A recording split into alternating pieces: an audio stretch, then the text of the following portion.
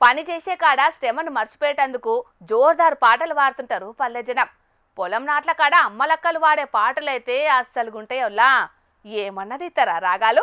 ఇప్పుడు తక్కువ గాని వెనకట పనంటే పాట అన్నట్టే ఉండేది పల్లెల పొంటి. నాటేసుకుంటా అమ్మలక్కలంతా పాట పాడుతుంటే పొలానికే కాలొచ్చేది. అయితే ఇప్పుడు కూలీల కొరత చేయంగా తెలుగు పాటల జాగల ఇగో గీ పాటలు వినబడుతున్నాయి చూడుండ్రి.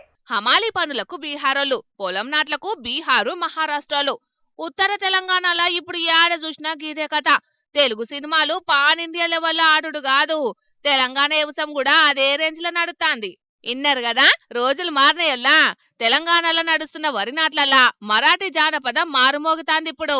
అగో, మనల్లెప్పుడు మరాఠీ నేర్చుకున్నారని అనుకునేరు. గీడ నాటేసి అమ్మలక్కలందరూ మనోళ్ళు కాదు మరి, మరాఠోళ్ళు. అవు మరాఠోలే.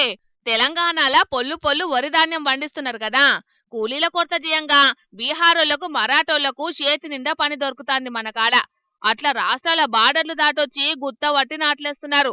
ఒక్క ఆడోళ్లే కాదు, కొన్ని దిక్కుల బీహార్ నుంచి వచ్చిన మొగళ్ళు కూడా అంగవడి నాట్ నాట్ నాట్ అంటున్నారు 3-4 ఏండ్ల సంది.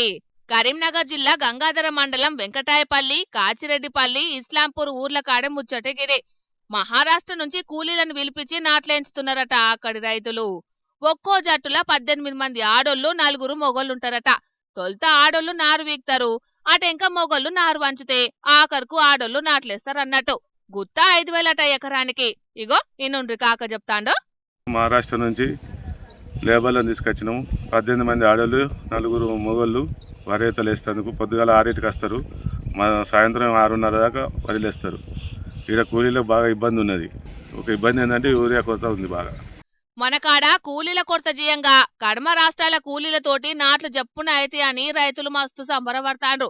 ఏటొచ్చి యూరియా తిప్పలే ఉన్నదట. మరి పోయిన పసలు కతే అయితదో ఈ పసలు కూడా, లేకుంటే సర్కారులేమన్నా యూరియా కష్టాలు లేకుండా చేస్తారో చూడాలిగా.